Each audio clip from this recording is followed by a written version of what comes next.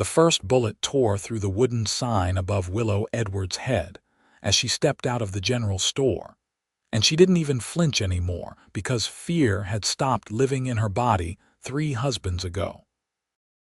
Eagar, Arizona Territory, had become her refuge in the summer of 1878, a dusty collection of buildings nestled in the White Mountains where she hoped the past would finally stop following her like a shadow.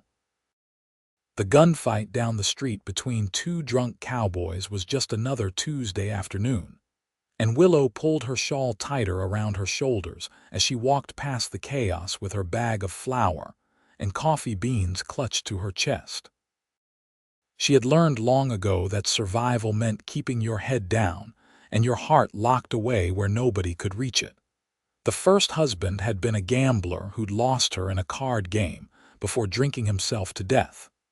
The second had been a rancher who'd used his fists more than his words.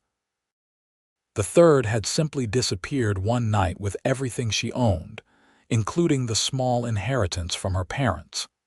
Now, at 26 years old, Willow felt ancient, her green eyes holding ghosts that women twice her age hadn't yet encountered. She worked as a seamstress in Mrs. Patterson's dress shop, her skilled fingers creating beautiful things for other women to wear on happy occasions she no longer believed existed. Her small room above the shop was sparse but clean, and she told herself that being alone was better than being broken again. The walls she'd built around her heart were thick as fort walls, and she intended to keep them that way. The mountain man came to town on a Thursday in September, riding a massive bay horse and leading 2 pack mules loaded with furs. Willow was sweeping the boardwalk in front of the dress shop when she first saw him, and something about the way he moved caught her attention despite her determination to notice nothing about any man ever again. He was tall, perhaps 6'3", with broad shoulders that spoke of hard labor and a quiet confidence that seemed different from the swagger most men carried. Vincent Kane didn't walk like he had anything to prove. His dark hair was longer than was fashionable in town, touching his collar, and his face was weathered by sun and wind in a way that made his age hard to determine. She guessed somewhere around 30. He wore buckskin pants and a simple cotton shirt, and the knife at his belt looked like a tool rather than a weapon for show. She looked away quickly when his blue eyes swept past the dress shop, forcing herself to focus on the dust she was supposed to be sweeping. Men like that were dangerous in a different way than the men who'd hurt her before. They made you believe in things that didn't exist, made you hope when hope was just another word for future disappointment. "That's Vincent Kane, Mrs. Patterson said from the doorway, following Willow's gaze despite her efforts to seem uninterested. The older woman had a romantic streak that Willow found exhausting. Lives up in the high country, comes to town maybe 4 times a year to trade furs and buy supplies, keeps to himself mostly. "Good for him," Willow said flatly, pushing the broom with more force than necessary. Mrs. Patterson sighed in that way she had when she thought Willow was being difficult. "Not all men are like the ones who hurt you, dear."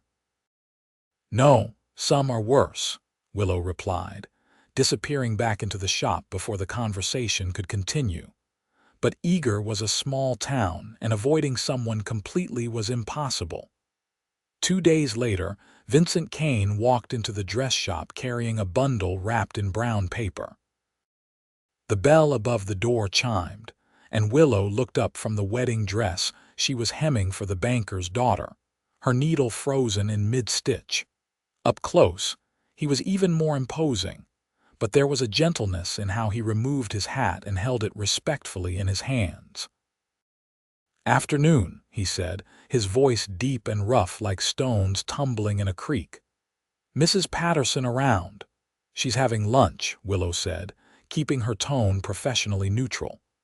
"Can I help you with something?" He seemed uncertain, which was oddly endearing on such a large man. "I've got some leather here. Deer hide, tanned soft. Thought maybe she could use it for trim on dresses or some such. She's bought from me before."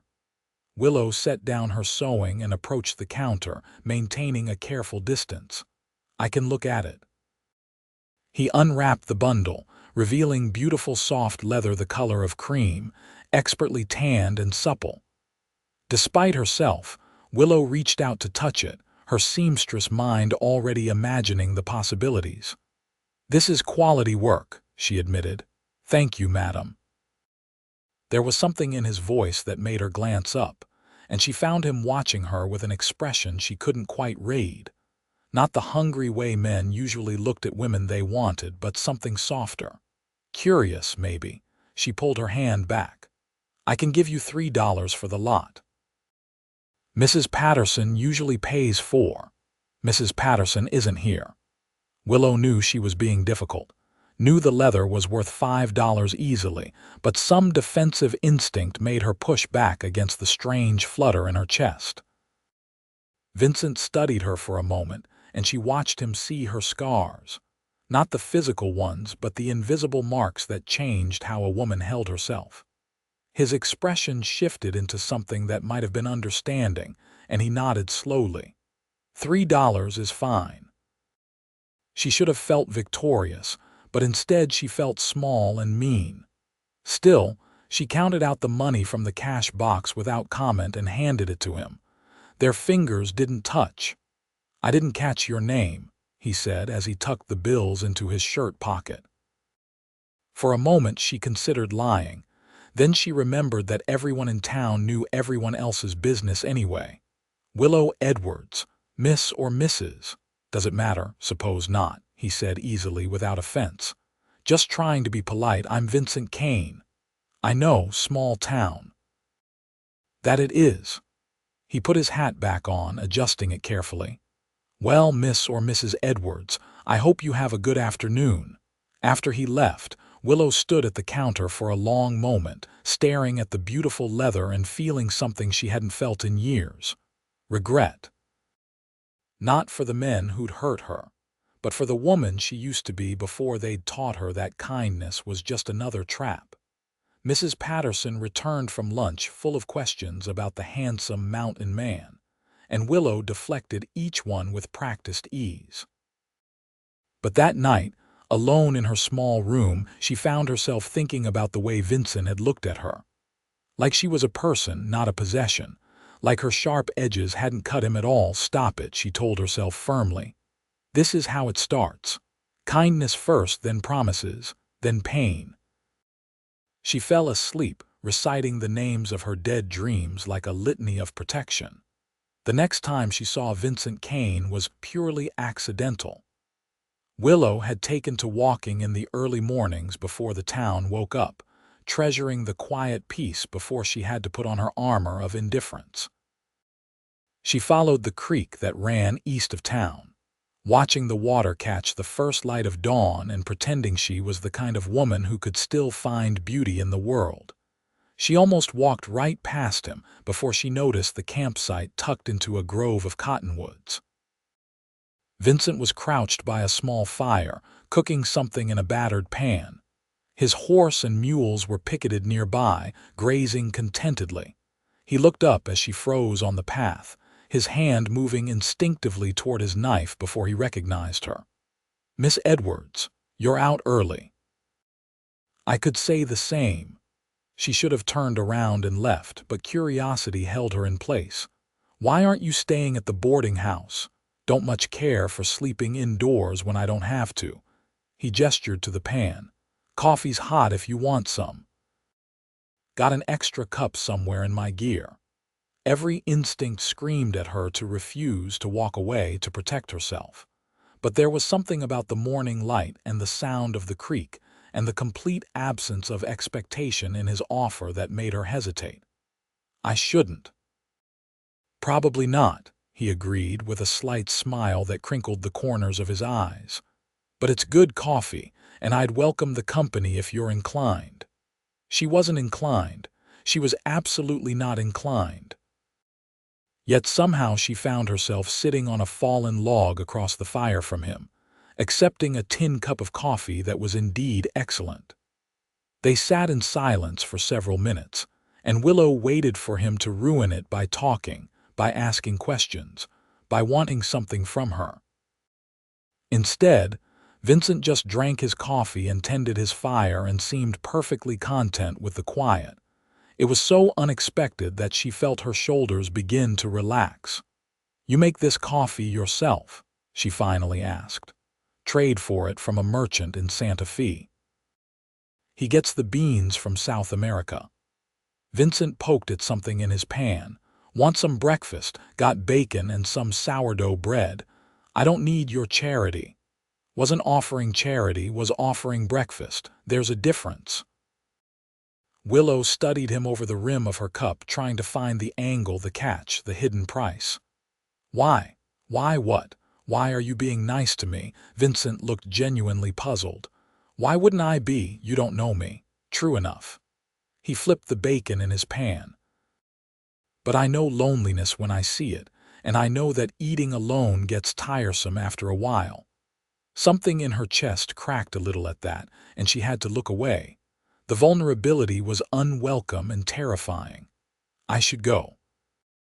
"You should do whatever makes you comfortable," Vincent said quietly. "But if you want to stay, you're welcome. No strings, no expectations. Just breakfast and maybe some conversation if you're inclined toward it." She should have left. A smart woman would have left. But Willow was tired of being smart, tired of being careful, tired of walls that kept everyone out but also kept her trapped inside. So she stayed. They ate in continued silence at first, and then Willow found herself asking about his life in the mountains. Vincent talked slowly, as if he'd forgotten how to make conversation. But his words painted pictures of a solitary life spent trapping and hunting. Of winters so cold the trees split open from frost. Of summers when wildflowers covered the high meadows like somebody had spilled a rainbow across the earth. "Don't you get lonely?" she asked before she could stop herself. "Sometimes," he admitted. "But I learned a long time ago that being alone is different from being lonely. You can be surrounded by people and still feel lonely if none of them really see you." Willow felt those words settle into her bones like truth. "Yes," she whispered. "Yes, that's exactly right." Their eyes met across the fire, and for just a moment she let herself be seen. Really seen. It was terrifying and exhilarating, and she immediately regretted it, standing up so fast she nearly spilled her coffee. "I have to go. Mrs. Patterson will be expecting me." Vincent stood as well, his movements unhurried. "Thank you for sharing breakfast with me, Miss Edwards." "Willow," she said, and then immediately wished she hadn't. Names were power where intimacy were danger. "Willow," he repeated like he was tasting the word. "That's a good name. Willows bend but don't break." "They also weep," she countered. "That too," he agreed. "Nothing wrong with tears. They water the roots, help you grow." She left quickly before his words could undo her completely, but she carried them with her all day like stones in her pockets. Heavy and uncomfortable and impossible to ignore. That evening, as she sat in her room sewing by lamplight, she found herself wondering what Vincent was doing. Whether he was still camped by the creek, whether he was lonely, whether he ever thought about her the way she was thinking about him. "Stop it," she told herself again. "You know how this ends." But for the first time in years, a small voice in the back of her mind whispered, "What if this time is different?" She tried to ignore that voice. She'd heard it before, and it had always been a liar. Vincent stayed in town longer than usual. Willow knew this because Mrs. Patterson mentioned it, because she overheard conversations at the general store, because she found herself noticing his absence and presence in equal measure. He didn't seek her out, didn't corner her on the street or show up at the dress shop with excuses. He just existed in the same small town, going about his business, occasionally nodding politely if their paths crossed. It made her suspicious and confused. Men always wanted something. They just did. That was how the world worked. Yet Vincent Kane seemed content to simply be, making no demands on her time or attention. A week after their shared breakfast, Willow was walking home from delivering a finished dress when she heard shouting from the alley beside the saloon. She knew better than to investigate, knew that trouble found you fast enough without going looking for it. But something about the tone of the voices made her pause. "Mountain Man thinks he's too good to drink with us," a slurring voice announced. "Just want to be left alone," Vincent's deeper voice replied, calm but firm. "Too good for us regular folk living up in your precious mountains." Willow peered around the corner and saw 3 men surrounding Vincent. She recognized them as ranch hands from the double bar spread, trouble even on their good days. Vincent had his back to the wall, hands held peacefully at his sides, but his body language suggested a coiled readiness. "No trouble intended," Vincent said. "Just heading back to my camp." "Maybe we don't want you to leave," the apparent leader said, pushing closer. "Maybe we want you to learn some manners." Willow knew she should walk away. This wasn't her problem. Men fought and that was their business. But something about seeing Vincent trapped, about watching someone trying to force him into violence he clearly didn't want, sparked an anger she'd thought was long dead. She stepped into the alley. "Vincent, there you are." All 4 men turned to stare at her. The ranch hands looked confused, while Vincent's expression showed surprise quickly covered by understanding. She walked forward with false confidence, her heart hammering. "I've been looking everywhere for you. Mrs. Patterson needs to discuss that order of leather. She's closing the shop in 10 minutes. It was a flimsy excuse, transparent as glass, but it gave Vincent an exit. He moved away from the wall, giving the ranch hands a polite nod. "Gentlemen, another time perhaps." The men let him pass, too surprised by Willow's interruption to react quickly. She turned and walked back toward the main street, hyper-aware of Vincent falling into step beside her, of the hostile eyes watching them leave. They walked in silence until they were safely around the corner and back among the evening foot traffic. Then Vincent stopped and turned to her. "Thank you," he said quietly. "That could have turned ugly. I know." Willow was shaking now that the immediate danger had passed. Men like that, they'll push until something breaks. "Why did you help me?" It was a fair question. She didn't have a good answer. "I don't know. It seemed wrong, them backing you into a corner like that." Vincent studied her face, and she watched him see something that made his expression soften. "You know what that feels like, being cornered." It wasn't a question. Willow wrapped her arms around herself, suddenly cold despite the mild evening. "I should go." "Willow." Her name in his deep voice stopped her. "Would you have dinner with me at the restaurant, public place, proper and respectable? I'd like to thank you." "You don't need to thank me." "Maybe I want to. Maybe I'd just like to share a meal with you and talk some more." Every defensive instinct screamed at her to refuse. But she looked at Vincent, really looked at him, and saw genuine interest without possession, attraction without demand. It was so foreign that she didn't know how to process it. "One dinner," she heard herself say. "Just dinner." "Just dinner," he agreed. They ate at the small restaurant attached to the hotel, sitting across from each other at a corner table. Willow was painfully aware of the curious glances from other diners, of the gossip this would generate. The Widow Edwards, people called her, though she'd never actually been widowed. The unlucky one. The woman with bad taste in men. Vincent seemed oblivious to the attention, or perhaps he just didn't care. He ordered the beef stew and cornbread and encouraged her to get whatever she wanted. She chose the chicken and potatoes, her appetite suddenly stronger than it had been in months. "How long have you been in Eagar?" Vincent asked after the food arrived. 8 months, since January. Where were you before? Different places. New Mexico, Texas, Colorado. I moved around a lot. She didn't elaborate on why, and he didn't push. And now you're a seamstress. I am. My mother taught me to sewing when I was young. It's honest work. Must be good work, too. I've seen the dresses in Mrs. Patterson's window. They're beautiful. The compliment made her uncomfortable. What about you? How long have you been trapping in the mountains? About 5 years now. Before that, I worked on a ranch in Montana, saved up enough money to buy my gear and strike out on my own. Don't you miss having people around? A community? Vincent considered this while chewing a bite of stew. I did at first, but people can be complicated. The mountains are honest.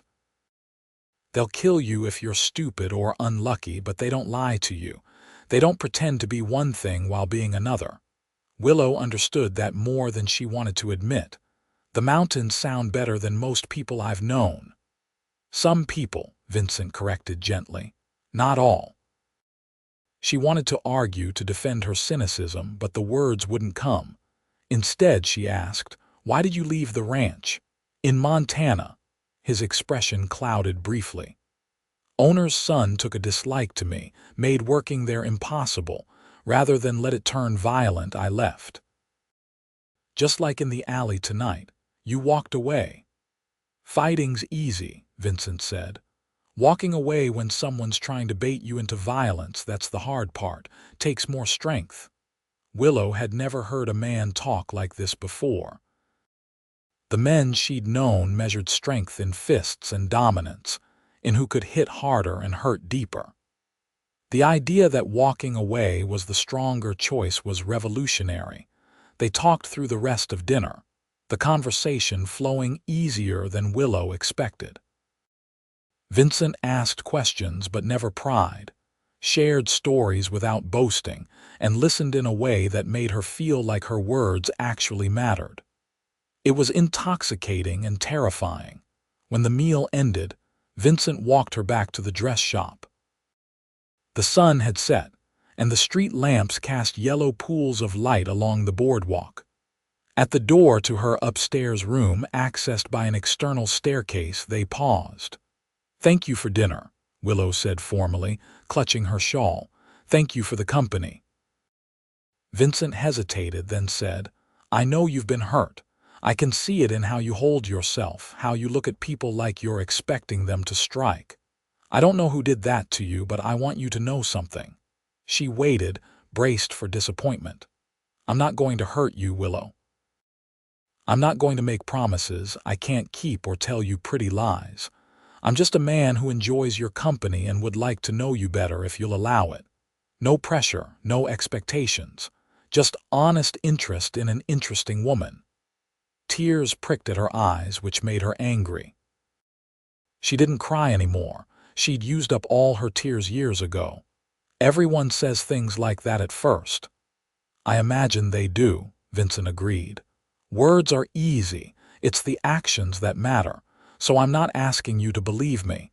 I'm just asking you to give me a chance to show you I'm different.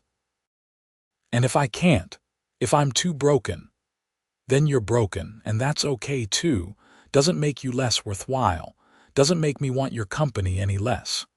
Willow looked up at him, this mountain man with gentle eyes and strong hands and words that felt like hope she couldn't afford. "I don't know how to do this, how to trust. Neither do I, really. Been alone for so long I've probably forgotten half the rules of courting." He smiled slightly. "But maybe we could figure it out together. Take it slow, no rushing, just see what happens." She should say no. Smart women said no. But Willow was tired of being smart and alone and afraid. "One more dinner," she said. "Before you leave town. One more chance to show me you're different." "One more dinner," Vincent agreed. "And Willow, I'm planning to stay in town a while longer, just so you know." He tipped his hat and walked away, leaving her standing on the stairs with her heart beating too fast and that dangerous voice whispering maybe, maybe, maybe. Vincent stayed in town for another 2 weeks, and they fell into a pattern. He would stop by the dress shop in the late afternoon, always polite and never staying too long, and they would talk. Just talk. About small things and big things, about the weather and philosophy, about nothing and everything. He told her about his childhood in Pennsylvania, about parents who died when he was young, about growing up in orphanages and working whatever jobs he could find. He talked about the loneliness of being unwanted, of learning to depend only on himself because nobody else had proven dependable. Willow found herself sharing things she'd never told anyone. About her parents, who died of fever when she was 18, leaving her alone and vulnerable.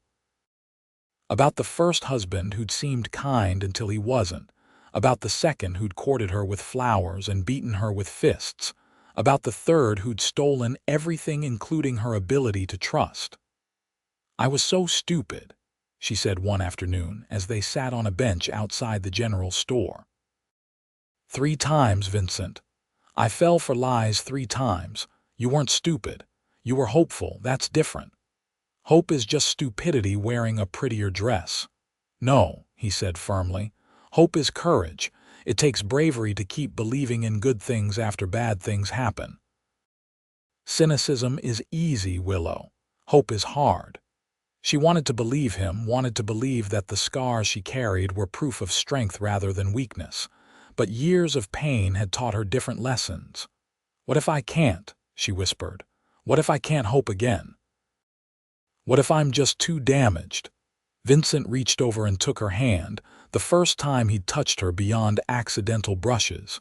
His palm was calloused and warm, and he held her hand like it was something precious. "Then we'll figure that out together," he said. "No pressure, remember." "I'm not going anywhere." But he was. That was the problem. Mountain men belonged in mountains, not in dusty Arizona towns. Eventually, winter would come and he'd leave and she'd be alone again. Better to protect herself now than to shatter later.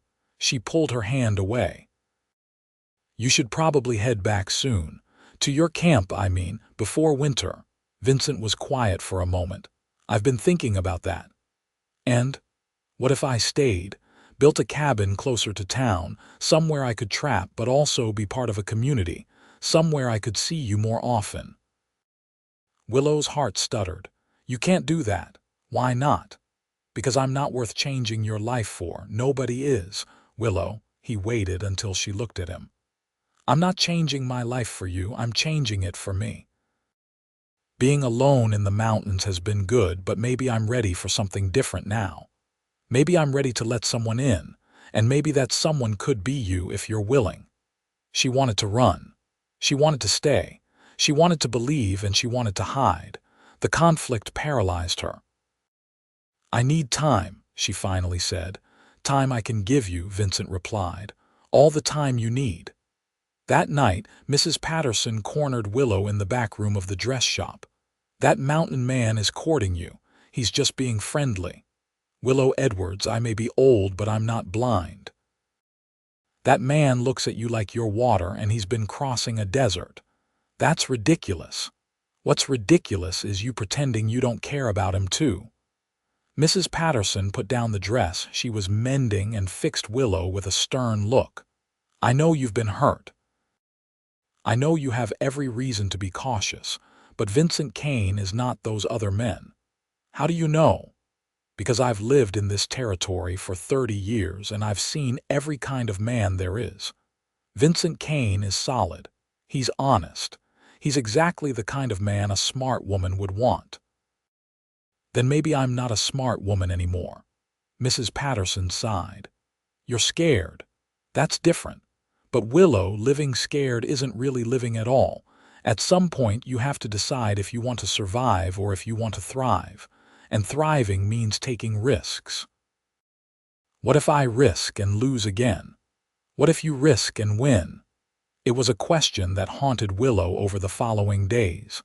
She watched Vincent around town, noticed how he treated people with respect regardless of their station. She saw him help an elderly man load supplies onto a wagon, watched him speak gently to children who were fascinated by his buckskin clothes and long knife. She heard stories about him breaking up fights without throwing a punch, about his reputation for fairness and honesty in trading. Everything she learned suggested Vincent Kane was exactly who he claimed to be, and that terrified her more than anything because it meant Hope might not be foolish after all. She found him at his campsite one morning, packing his mules. Her heart dropped into her stomach. "You're leaving." Vincent looked up, surprise crossing his face. "Just moving my camp. Found a spot about 3 miles out of town, near a good stream. Owner's willing to let me build a cabin on his land in exchange for helping with some work around his property." "You're really staying?" "I told you I would." "Men tell me lots of things." Vincent straightened, giving her his full attention. "Willow, I understand you have no reason to trust me yet. I understand that promises probably sound like lies to you, but I'm going to stay in this area, whether you decide to let me court you properly or not. I'm staying because I'm ready for a change, because I like this town, and yes, because I'm hoping you might give me a real chance. But my staying isn't contingent on you. I won't put that pressure on you." She studied his face, looking for deception and finding none. "Why me, Vincent? There are other women in town. Younger, prettier women without baggage. You want the honest truth, always. Because when I look at you, I see someone who survived things that would have broken other people. I see strength and resilience and a sharp intelligence that won't settle for less than genuine. I see a woman who knows her worth, even if she's forgotten how to believe in it. And I see someone who understands loneliness, who knows that being alone is sometimes safer than being with the wrong person. You understand me in ways nobody else ever has. That's why you."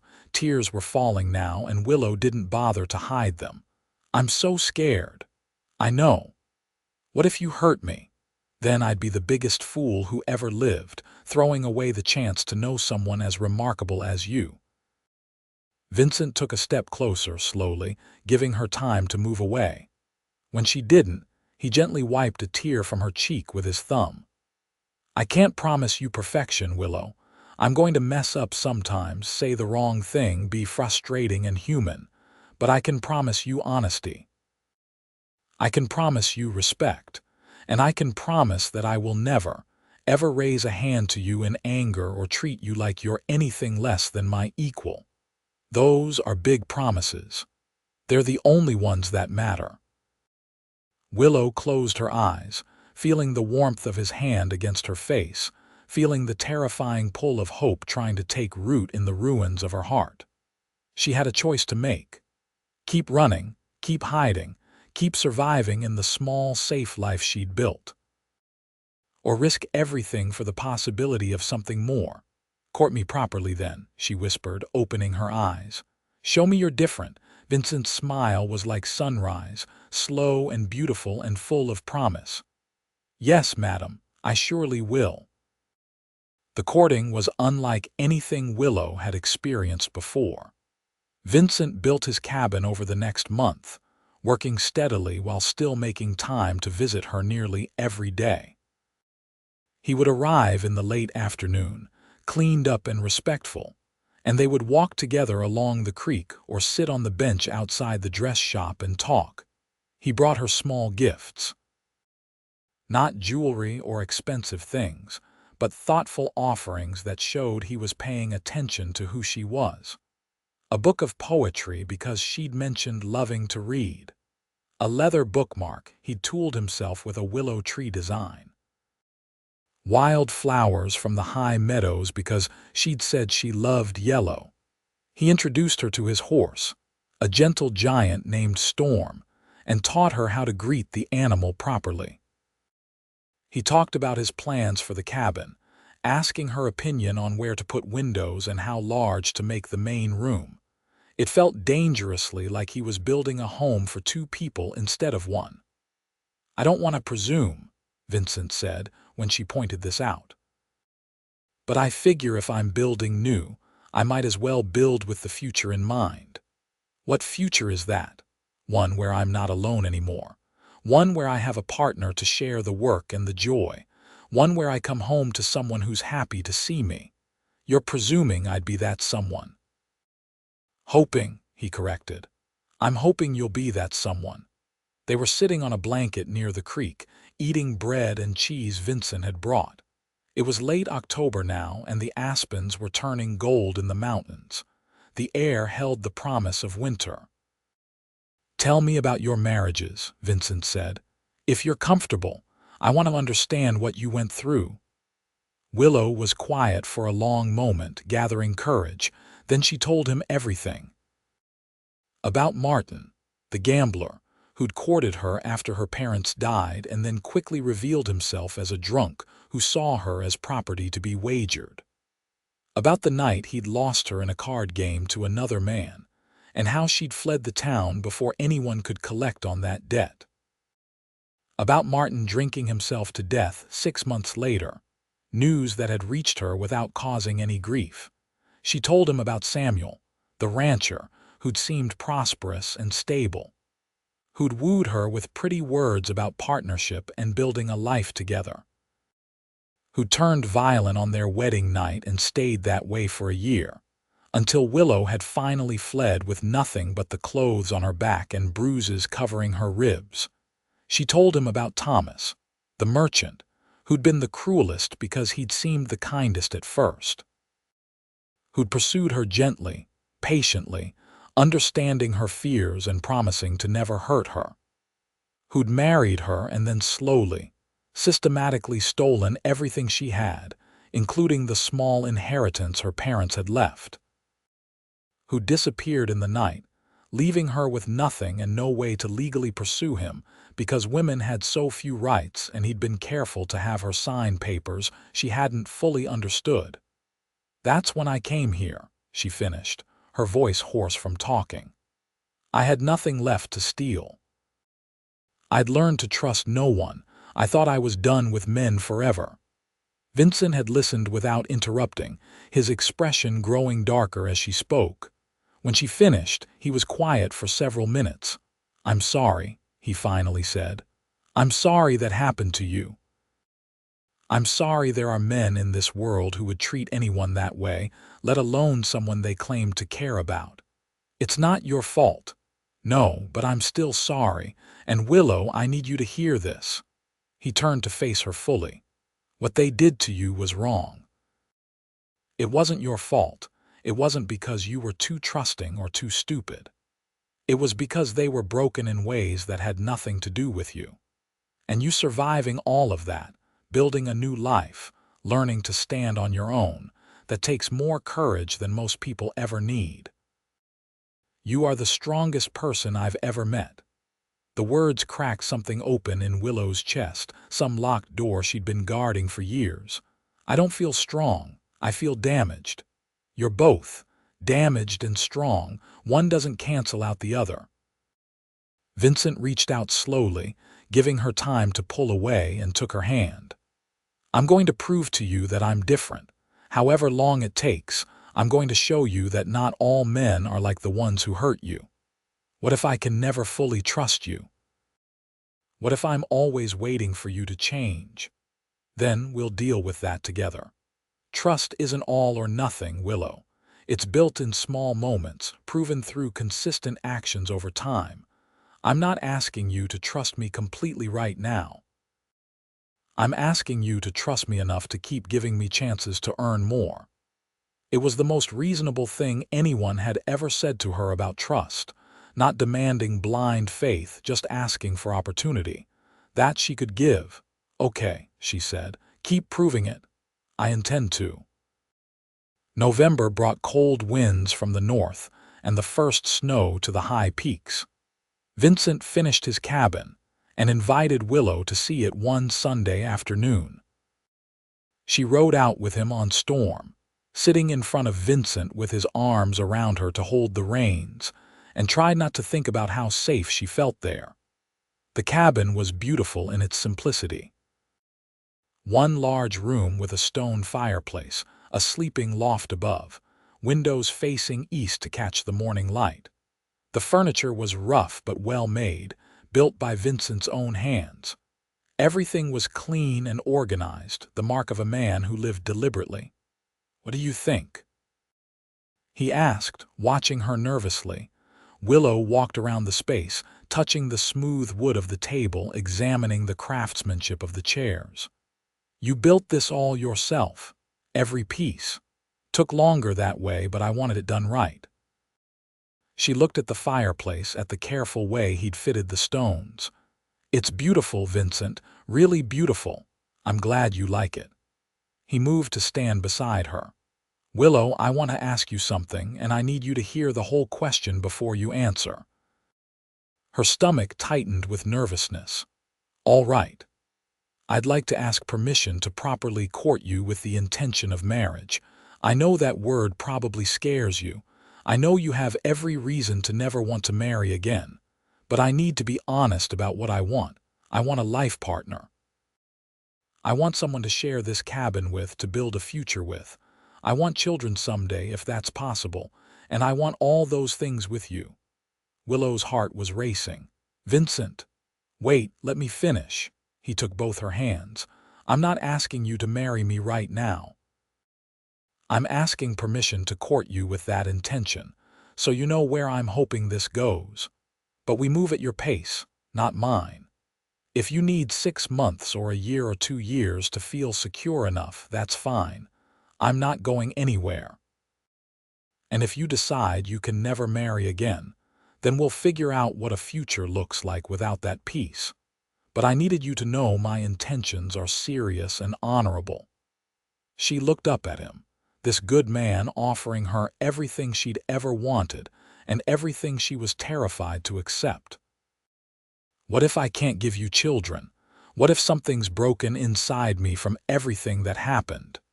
Then we don't have children, or we find children who need a home and make them ours. There's more than one way to build a family. What if I'm difficult? What if my past makes me suspicious and hard to live with? Then you're difficult sometimes. I'll probably be difficult sometimes too. That's just life. What if, Willow?" He squeezed her hands gently. "Stop looking for reasons this won't work and consider the possibility that maybe it will. Maybe we're both people who have been alone too long, who understand loss and loneliness, and maybe that means we're exactly right for each other. Maybe all those bad things happen to lead us both here to this moment. Maybe we get a happy ending after all." She wanted to believe him so badly it hurt. "I'm still scared." "I know, that's okay, be scared. But be scared with me, not alone. Let me help carry some of that fear." Willow looked into his blue eyes and made the bravest decision of her life. "Yes. You have my permission to court me properly with intentions of marriage. But Vincent, you need to understand that it might take me a long time to feel ready." "However long it takes," he promised. She leaned forward and rested her forehead against his chest, feeling his arms come around her, solid and safe. For the first time in years, she let herself be held without flinching, without waiting for the pain to start. And it felt like coming home. Winter settled over Eagar with serious intent, bringing snow and cold winds. Vincent took work at various ranches, helping with winter repairs and caring for livestock. He visited Willow every few days, always respectful of her time and space. They attended church together on Sundays, sat together at community gatherings, and slowly, the town began to see them as a couple. The gossip was inevitable. "Poor Willow Edwards," some said. "She'll probably ruin this one too." "That unlucky woman," others commented. "Wonder how long before this mountain man shows his true colors." Willow heard the whispers and felt the old shame trying to resurface. But Vincent just ignored the talk and kept showing up, kept being exactly who he'd promised to be. On Christmas Eve, he brought her to his cabin for dinner. He'd cooked venison stew and baked bread, and the cabin was warm from the fire. They ate and talked, and then Vincent pulled out a small package wrapped in brown paper. "I made you something," he said, handing it to her. Inside was a carved wooden box, the lid decorated with an intricate design of willow branches. The craftsmanship was exquisite, every line precise and beautiful. "Vincent, this is gorgeous. Open it." Inside the box, nestled on a bed of soft cloth, was a ring. Not a fancy gold band, but a simple silver ring with a small turquoise stone. Willow's breath caught. "It's not an engagement ring," Vincent said quickly. "Not yet. It's a promise ring. I'm promising you that I'll be here, that I'll be patient, that I'll keep proving myself until you feel safe enough to say yes to forever. No pressure, no timeline. Just a promise that I'm committed to you and to us." She picked up the ring with shaking fingers. "I've never had anything this beautiful." "May I put it on you?" she nodded, unable to speak past the lump in her throat. Vincent took the ring and slid it onto her right hand, not her left. Not a wedding ring, but a promise. A symbol of intention without demand. "Thank you," she whispered, "for being patient with me. Thank you for giving me the chance to prove myself." He kissed her hand, just above the ring, and the gesture was so tender that Willow felt tears sliding down her cheeks. "I'm falling in love with you," she admitted, the words escaping before she could stop them. "And it terrifies me." "I'm already in love with you," Vincent replied. "Have been for a while, and it terrifies me too, but I'd rather be terrified with you than safe and alone." She kissed him then, the first real kiss they'd shared. It was soft and sweet and tasted like hope. When they pulled apart, Vincent was smiling. "Worth the wait," he said. "Yes," she agreed. "Worth the wait." Spring came slowly, the snow melting gradually from the valley while still clinging to the high peaks. Vincent continued his work, trapping and hunting and taking odd jobs. Willow continued sewing, her fingers creating beautiful things while her heart slowly healed. They spent their free time together, and Willow discovered what a healthy relationship felt like. Vincent never raised his voice in anger, never made her feel small or stupid, never tried to control her choices. When they disagreed, which happened occasionally because they were both strong-willed people, they talked through it like adults. He listened to her opinions and valued her thoughts. He asked for her input on decisions that affected them both. Slowly, the fear began to loosen its grip. The hypervigilance that had kept her sleeping lightly and startling at sudden movements began to ease. She found herself laughing more, smiling more, believing more. In April, Vincent asked her to marry him properly. They were sitting by the creek where they'd first shared breakfast, and he got down on one knee in the grass. "Willow Edwards, I love you more than I thought it was possible to love anyone. You've made my life richer and fuller and better in every way.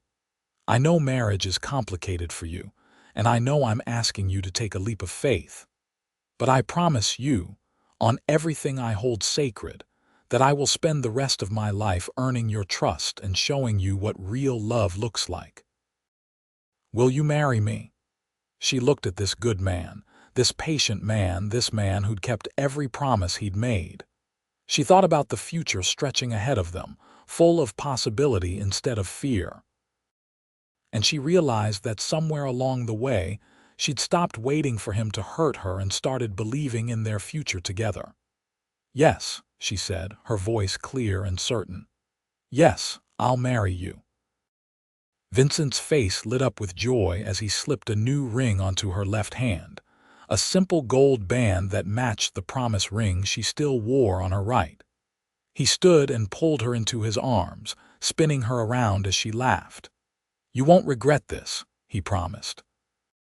"I know," she said, and meant it. They were married in May in the small church in Eagar with the whole town in attendance. Willow wore a dress she'd made herself, simple but elegant, with lace trim from the leather Vincent had sold Mrs. Patterson nearly a year ago. Mrs. Patterson cried happy tears through the whole ceremony. Vincent wore new clothes for the occasion. uncomfortable in the formal attire, but enduring it for her sake. When the preacher pronounced them husband and wife, Vincent kissed her gently, mindful that she'd been uncomfortable with public displays of affection in the past. But Willow surprised them both by wrapping her arms around his neck and kissing him back soundly, to the applause and whistles of the congregation. The reception was held at the hotel, with food and music and dancing. Willow danced with Vincent, his strong arms holding her securely as they moved to the music. She looked around at the smiling faces, at Mrs. Patterson beaming with pride, at the friends she'd made in this small town, and felt overwhelmed with gratitude. Happy? Vincent asked, his breath warm against her ear. Deliriously, she replied. I never thought I could feel like this. Like what? Safe, loved, like I actually have a future worth looking forward to. You always had a future worth looking forward to, Willow. You just needed the right person to share it with. They spent their wedding night in Vincent's cabin, which was now their cabin. Willow had moved her few possessions over the previous week, and it had felt significant to see her things mixed with his, to create a shared space that belonged to both of them. Vincent was gentle and patient, aware of her history and determined to make their first night together everything it should be.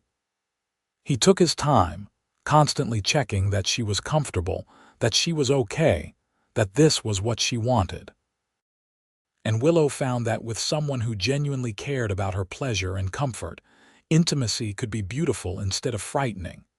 Afterward, lying in Vincent's arms in the darkness, Willow felt peace settle over her like a blanket. Thank you, she whispered. For what? For being different, for keeping your promises, for proving that good men actually exist. Vincent tightened his arms around her. Thank you for giving me the chance to prove it. Thank you for being brave enough to try again. They fell asleep tangled together, and for the first time in years, Willow didn't have nightmares. The first year of marriage was an adjustment, but a happy one. They learned each other's rhythms and habits, figured out how to share space and decisions, built the kind of partnership Willow had only read about in books. Vincent taught her to ride properly, to shoot a rifle for hunting, to read the weather in the mountains. She taught him to appreciate poetry, to cook more than just basic trail food, to see beauty in small domestic moments.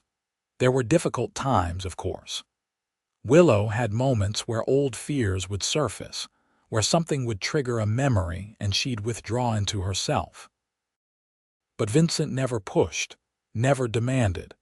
He just waited patiently until she was ready to talk, and then he listened without judgment. Once, about 6 months into their marriage, they had a real argument about money. Vincent wanted to buy better traps, an investment in his business. Willow, remembering Thomas stealing everything she had, panicked at the idea of spending their savings. She said things she didn't mean, accused Vincent of being controlling, worked herself into a state where she couldn't think rationally. Vincent didn't yell back. He didn't storm out. He waited until she'd exhausted herself, then sat down beside her and took her hand. "I'm not Thomas," he said quietly. "I'm not going to steal from you or disappear. This is our money, not my money. If you don't feel comfortable spending it on traps, we won't. Your feeling of security is more important than better equipment."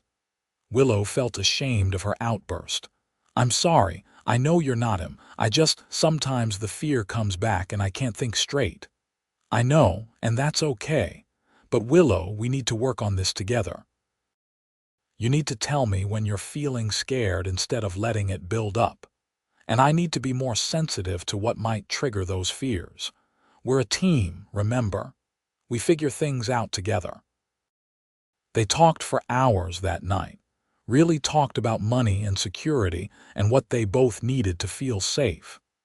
They decided to keep a savings account that neither of them would touch without discussing it with the other first. They agreed to have weekly conversations about their finances, so Willow would always know exactly where they stood. And they promised to communicate better, to speak up when fear or frustration started building instead of letting it explode.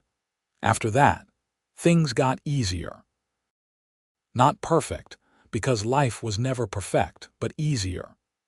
They developed trust through consistent action, through keeping promises and showing up for each other day after day.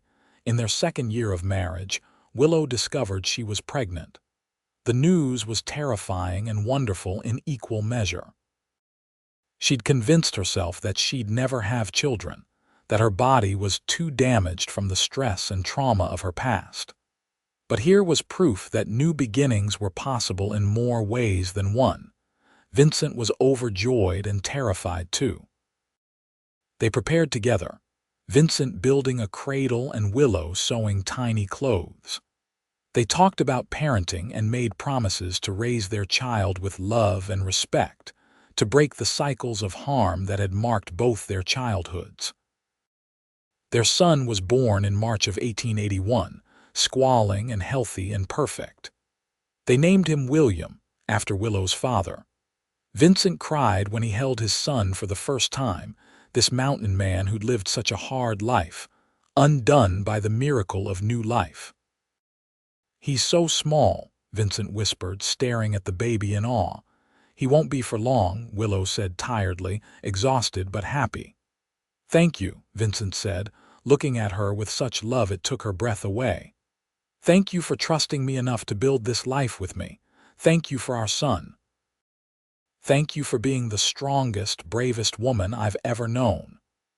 "Thank you for proving I could be brave again," Willow replied. Parenthood was exhausting and wonderful. They took turns with nighttime feedings, worked together to figure out the mysteries of this tiny human they'd created. Vincent was a natural father, gentle and patient, singing off key lullabies and talking to William like he understood every word. Willow watched her husband with their son and felt something settle in her soul. This was what she'd been looking for all along. Not perfection, but partnership. Not someone to save her, but someone to build a life with. Not empty promises, but consistent action and genuine love. Their family grew over the years. 2 years after William came Margaret, named after Vincent's mother.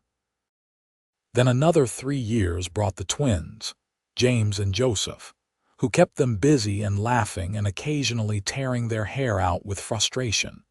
Vincent expanded his work, building a reputation as an honest trapper and guide. He led hunting parties into the high country, taught greenhorns from back east how to survive in the mountains, and always came home to Willow. She continued sewing, eventually teaching their daughter the skill when Margaret was old enough. She also began teaching other women in town, creating a small community of seamstresses who supported each other. The cabin had to be expanded as their family grew. Vincent added rooms and a larger kitchen, and eventually built a separate workshop for Willow's sewing. Their home became known for its warmth and welcome. A place where friends gathered and children played, and love was the foundation of everything. Time passed in the way it does when life is full. Years flowed together, marked by seasons and birthdays and small everyday joys. Willow's past never completely disappeared, but it faded into the background like an old photograph, present but not dominant. She had moments where fear would surface, usually triggered by something unexpected, but Vincent was always there to ground her.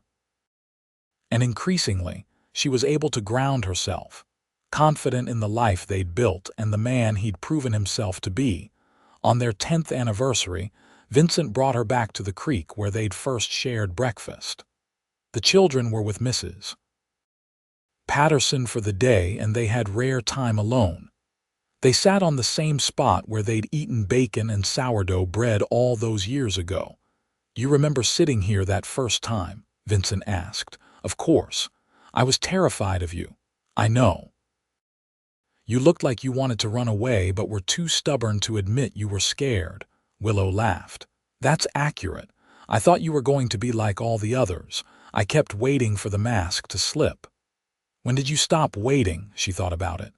I don't think it was one moment. It was 1,000 small moments. Every time you kept a promise. Every time you listened instead of dismissing me. Every time you chose patience over frustration.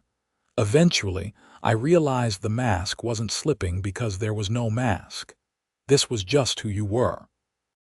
Vincent took her hand, his thumb rubbing across the rings she wore. The promise ring and the wedding band, worn smooth by years but still there. You made me believe in love again, Willow. I'd given up on the idea that I could have a real family, a real home. I thought I was meant to be alone. And then I met you, this fierce woman who'd survived things that should have broken her, and I realized I'd been waiting my whole life for you. We saved each other, Willow said. You showed me what good love looks like, and I gave you a reason to believe in it too. We built something together that neither of us could have built alone. They sat in comfortable silence for a while, listening to the creek and the wind in the trees. Then Willow said, I want you to know something. I'm not that scared woman anymore. I mean, I still have moments, but they don't define me. You helped me find myself again, the person I was before all the hurt. You gave me space to heal and rebuild. That's the greatest gift anyone has ever given me. You gave yourself that gift, Willow. I just held space for you while you did the work. We did it together. Yeah, Vincent agreed, pulling her close. We did it together. The years continued to pass, bringing changes and challenges as years always do. There were hard winters when game was scarce and money was tight. There were illnesses that frightened them, though thankfully none that took their children. There were disagreements and frustrations and all the normal difficulties of life and marriage, but through it all, the foundation held. Vincent kept his promises. Willow kept choosing trust. They kept communicating, kept working as a team, kept choosing each other day after day. Their children grew. William became a quiet, thoughtful young man who loved books as much as the wilderness. Margaret inherited her mother's skill with needle and thread and her father's practical nature. The twins were wild and adventurous, always getting into trouble but always together. As the children grew older and more independent, Vincent and Willow found themselves with time to rediscover each other. They would take long walks, just the two of them, talking about everything and nothing. They'd sit on the porch in the evenings, her sewing while he carved, comfortable in the silence of long familiarity. You ever regret it? Willow asked one evening when she was 42 and Vincent was 46. Staying here, building this life instead of roaming the mountains like you used to. Vincent looked up from the horse figurine he was carving for one of the grandchildren that would surely come eventually. Not for one single moment. Willow, I have everything I ever wanted right here. A home, a family, a wife I love more today than I did yesterday.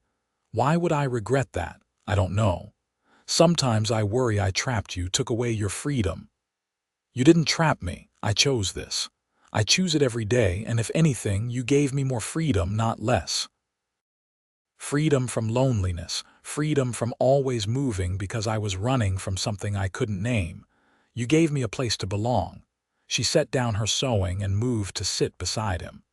You gave me that too, a place to belong, a person to belong with. You know what the best part is? What? I'm not scared anymore. I mean, I have normal worries like anyone does. I worry about the kids, about money, about the future. But I'm not scared of you. I'm not waiting for you to turn into someone else. I know, down to my bones, that you're going to be the same good man tomorrow that you are today.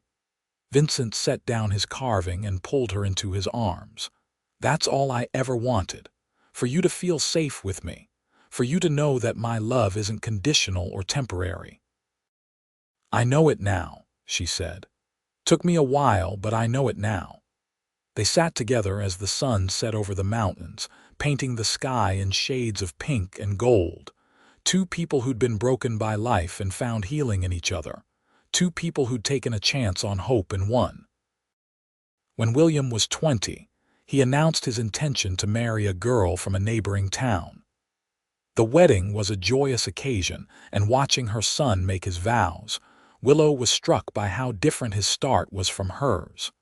William was marrying someone he genuinely loved, someone who loved him back. He was starting his married life with hope and joy instead of fear and desperation. "We did good," Vincent whispered during the ceremony, reaching for her hand. "We did great," Willow corrected. Margaret married 2 years later, and the twins eventually settled down too, though it took them longer to find their paths. Vincent and Willow became grandparents, then grandparents many times over. Their cabin, expanded over the years, filled with the sound of grandchildren's laughter. The town of Eagar grew and changed around them. New people arrived, old friends passed on. The Wild West was slowly being tamed, civilization creeping in with railroads and telegraphs, and all the trappings of progress. But Vincent and Willow's love remained constant, a fixed point in a changing world. On their 30th anniversary, their children organized a celebration at the church. The building was packed with family and friends, with people whose lives had been touched by Vincent and Willow's example of what real love looked like. The preacher, now old and preparing to retire, stood up to say a few words. "I've married a lot of couples in my years in Eagar," he said. "But I have to say, watching Vincent and Willow Kane's marriage has been one of my greatest joys. They've shown this community what it means to commit to someone, to work through hard times together, to build something lasting. They've proven that past hurts don't have to define your future, that healing is possible, that love can triumph over fear. They've been an inspiration to all of us." There were tears and applause, and then Vincent was invited to say something. He stood, uncomfortable with being the center of attention as always, but willing to endure it for Willow's sake. "I'm not much for speeches," he started, "but I'll say this. 30 years ago, I met a woman who'd been hurt too many times. She had every reason to never trust anyone again, especially not a rough mountain man who showed up in town selling furs. But she took a chance on me. She let me prove I was different. And in doing so, she gave me the greatest gift of my life." He turned to look at Willow, his eyes shining with unshed tears. "Willow, you made me a better man. You gave me a family, a home, a reason to be better every single day. I promised you once that I wouldn't hurt you, and I've done my best to keep that promise. I hope I've succeeded. I hope you know, without any doubt, how much I love you and how grateful I am for every single day we've had together." The applause was deafening, but Willow only had eyes for her husband. She stood and went to him, and he folded her into his arms the way he had 1,000 times before. "You succeeded," she whispered in his ear. "You were different. You kept your promises. You saved me." "We saved each other," Vincent replied, the same words she'd spoken at the creek all those years ago. The celebration lasted late into the night with food and music and dancing. Willow danced with her husband, with her sons, with her grandsons. She laughed with her daughters and daughters-in-law. She held her grandchildren and thought about the legacy she and Vincent were building. Not just children and grandchildren, but a legacy of love done right. Of promises kept and trust earned. Of healing and hope.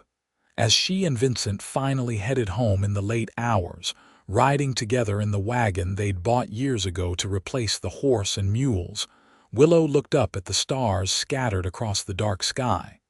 "What are you thinking about?" Vincent asked, his arm around her shoulders. "I'm thinking about that scared woman who stepped off the stage in Eagar all those years ago. The one who was running from her past and didn't believe in the future. I wish I could go back and tell her that everything was going to be okay. That she was going to meet someone who would change everything, that she was going to be happy. Would she have believed you? Willow laughed. Not even a little bit. She was too hurt, too scared.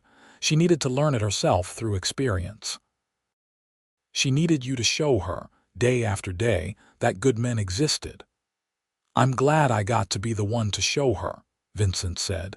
They reached their cabin and Vincent helped Willow down from the wagon. Together, they unhitched the horse and settled him in the barn for the night. The movements were familiar, comfortable, the kind of shared work that had defined their marriage. Working together toward common goals, supporting each other, being a team. Inside, the cabin was quiet.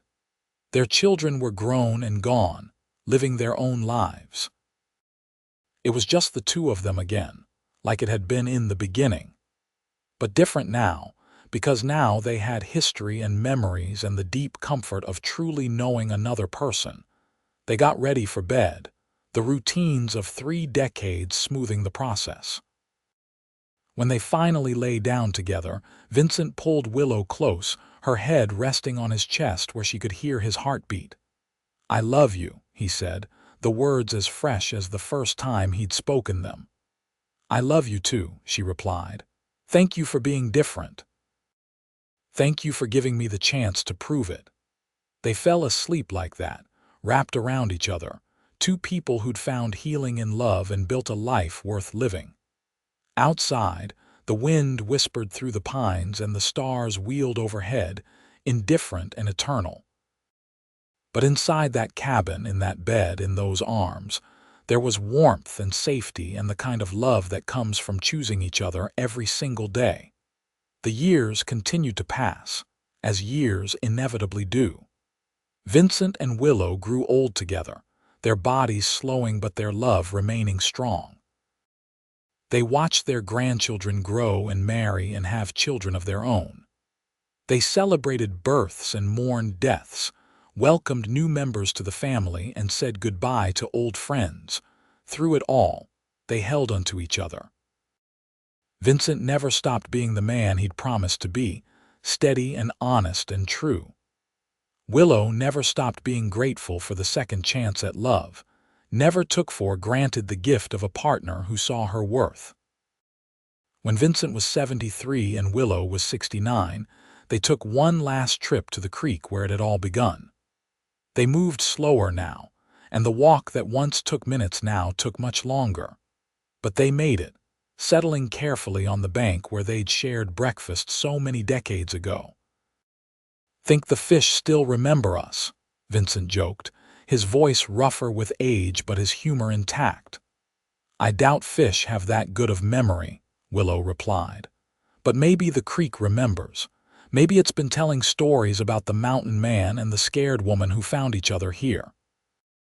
Not scared anymore, though, Vincent said. Haven't been for a long time. No, Willow agreed. Not scared anymore. You cured me of that. We cured each other. They sat in comfortable silence, watching the water flow past, eternal and unchanging. Around them, the mountains rose toward the sky, the same mountains Vincent had once roamed alone. But he wasn't alone anymore and never would be again. No regrets, Willow asked, an echo of conversations they'd had throughout their marriage. Not a single one, Vincent replied. You. Only that I didn't meet you sooner, that I wasted time with people who didn't deserve it. Those experiences made you who you are, and who you are is exactly who I love. Willow leaned against her husband's shoulder, feeling his strength even in old age. When my time comes, she said quietly, I want you to know that you gave me everything I ever needed. You proved that real love exists. You showed me what it feels like to be cherished and valued and truly seen. Whatever happens next, I'm grateful for every moment we've had. Don't talk like that, Vincent said gruffly. We've got years yet. Maybe, but I want you to know, just in case, you were different, Vincent. You kept your promises. You were exactly what you said you'd be. Vincent kissed the top of her head, his lips lingering in her silver hair. You were everything I needed too. You gave me a home, a family, a reason to be more than just a man surviving in the wilderness. You gave me a life worth living." They stayed by the creek until the sun began to set, then made their slow way back home. Their home, built by Vincent's hands and filled with Willow's love. Their home, where they'd raised children and weathered storms and created a lifetime of memories. That night, lying in bed, Willow felt a peace so profound it was almost tangible. She had lived a full life. She had survived things that should have broken her and come out stronger. She had found love when she'd stopped believing in it. She had built a family and left a legacy. She had been hurt too many times, yes, but she'd also been loved perfectly by the mountain man who'd promised to be different. And he had been different. Every single day for more than 30 years, Vincent Kane had proven himself to be exactly who he'd promised to be. Honest and steady and true. A man whose word was his bond, whose love was a constant, whose presence was a gift. As she drifted off to sleep, secure in Vincent's arms for the countless time, Willow thought about that scared woman who'd arrived in Eagar so many years ago. The one who'd been hurt and broken and convinced that hope was for fools. If she could send a message back through time, she would tell that woman to hold on, to not give up, to believe that somewhere out there, someone was waiting who would prove that not all men were the same. Someone who would see her worth and treat her with the love and respect she deserved. Someone who would be different, and she'd tell her that it would all be worth it. Every tear, every fear, every moment of doubt, because on the other side of all that pain was joy she couldn't yet imagine. A love so real and true that it would heal wounds she thought were permanent. A life so full and rich that the past would fade into irrelevance. She'd tell her to wait for the mountain man who would promise to be different, and then spend a lifetime proving it. Vincent and Willow lived out their remaining years in peace, surrounded by family and secure in the love they'd built. When death finally came for them, as it comes for everyone, it found them together. Vincent went first, passing quietly in his sleep at the age of 78 with Willow's hand in his. She followed less than a year later, unable and unwilling to live long without him. They were buried side by side on a hill overlooking their cabin and the mountains beyond. Their gravestone was simple, bearing their names and dates, and one line that their children had chosen together. It read, "They proved that love, real love, heals all wounds." And generations later, their great-great-grandchildren would gather at that cabin, now preserved as a family landmark, and hear stories about the mountain man and the woman who'd been hurt too many times. They'd hear about promises kept and trust earned and love that conquered fear. They'd hear about two people who found each other when they both needed it most and built something lasting. And those children would learn that past hurts don't have to define your future. That healing is possible. That hope isn't foolish, it's brave. That real love does exist if you're willing to take the risk of finding it. The mountain man had promised to be different, and he had been. And in being different, he'd given Willow Edwards everything she'd ever needed. A home, a family, a partner, a love that lasted beyond death. And that, in the end, was the greatest promise kept of all.